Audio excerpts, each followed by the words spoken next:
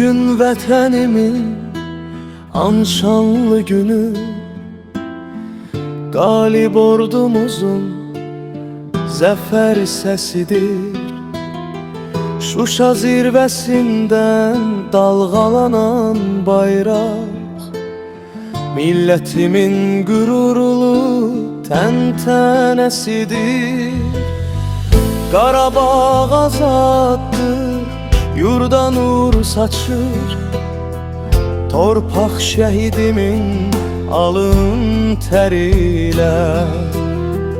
Bu zəfər yazılıb igidəllərlə, qəlblərə həkk olub sədaqət ilə. Xalq bir yumruq oldu bir amal üçün, qalxdı vətən oğlu torpaq naminə.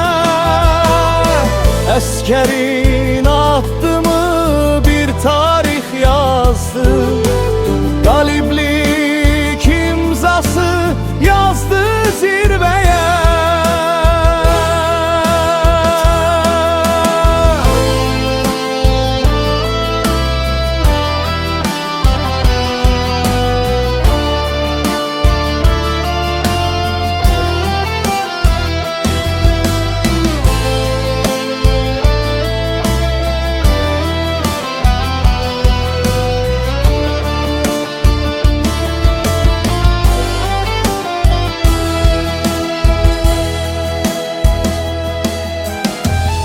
Əbədi yaşasın bu müqəddəs gün, qorxmaz Azərbaycan əskərləri ilə.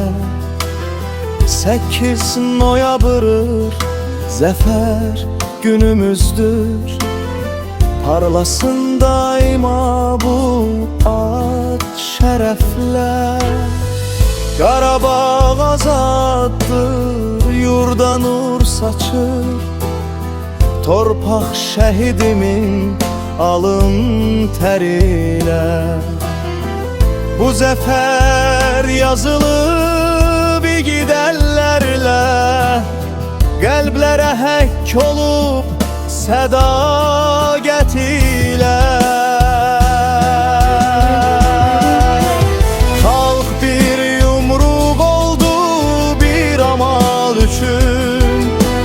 Qalxdı vətən oğlu torpaq naminə, əskərin addımı bir tarix yazdı, qaliblik imzası yazdı zirvəyə.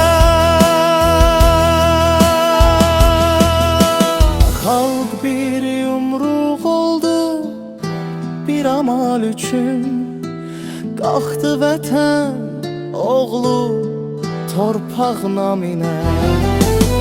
Əskərin addımı bir tarix yazdı,